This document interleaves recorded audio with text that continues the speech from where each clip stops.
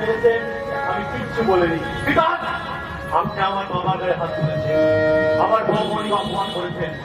আজকে আপনাকে আমি ছাড়বো না। এখন এখান থেকে আপনি এবং আপনার লোক নিয়ে বেরিয়ে যান, না হলে আপনার কপালে কষ্ট আছে।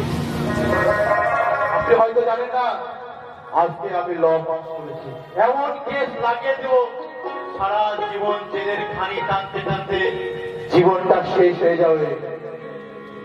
আরে বুয়ে, আর ছোট ছেলে বড় হয়ে গেছে,